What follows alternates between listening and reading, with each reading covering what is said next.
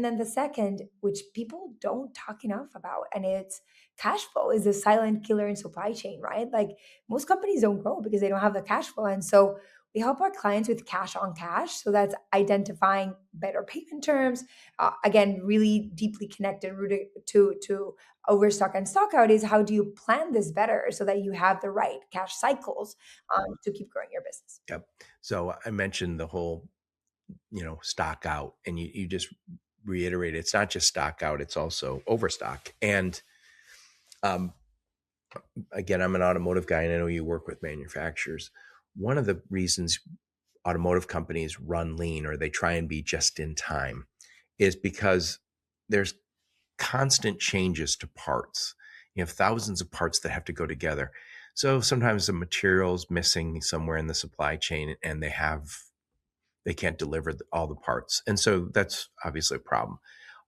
So the people at the plant, what they do sometimes is say, we'll just have a whole bunch of inventory. We'll get a month of inventory here, and then I don't have to worry about it. Well, the problem you worry about there is now I have a month of money sitting on shelves. And you go, well, that's okay. I'm willing to do that. It also goes obsolete. What happens in automotive, and it's one thing, which is we made a change to that part, a quality change or a material change. And you go, okay, so just throw that stuff out? Yes. But when you're talking about food, overstock means I ordered 25,000 chicken platters, whatever you call them, and they're going to go bad in the next week, and the retailers only can sell 14,000. Okay, we have to go out to a trader and get rid of some or donate them, but in a week they're not worth anything. So stock outs, bad thing, you're going to get in trouble. But overstock, you're going to go broke. And you look at I have to mention this. I mention this every once in a while on my podcast, but I think it's a fascinating thing. We have Walmart here. Walmart's a fantastic store. It's a benchmark. I live in Michigan. We have Meijer stores here. Very similar, 6 states, very similar. We all prefer Meijer, of course. But they have tons of SKUs, very challenging, but we expect it. When I go to Walmart, I want them to have all the SKUs. I want to be able to buy a t-shirt and potato chips and chicken and also lawn products, right? Now there's a lot of stores that have popped up that have very few SKUs, and they are killing it. Costco has very few SKUs. Why? I suspect because it's easier to manage. My mom asked me to get her decaf coffee at Costco. You know how many decaf coffees they have there? One or two. One. Yeah.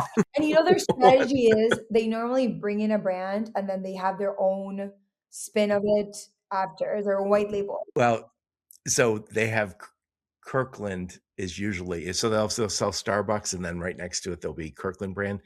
It's usually the same coffee. I mean, usually the same, not same coffee, same provider. So, anyway, getting back to it, Costco, very few SKUs. Trader Joe's, very few SKUs relative to Walmart or Aldi, fastest growing grocer, very few SKUs. There's a reason companies like that model because SKUs are hard to manage. We're talking about this, the revenue loss from overstock or from stockouts.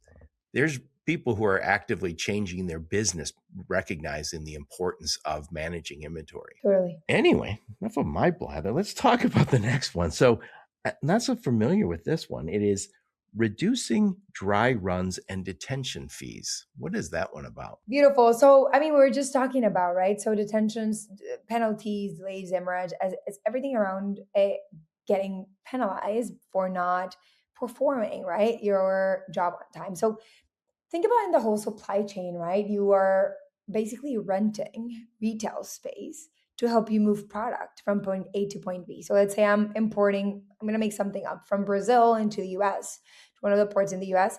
I'm renting space, which is a container, in a boat, which is the retail space, to help me move that shipment or that product from point A to point B.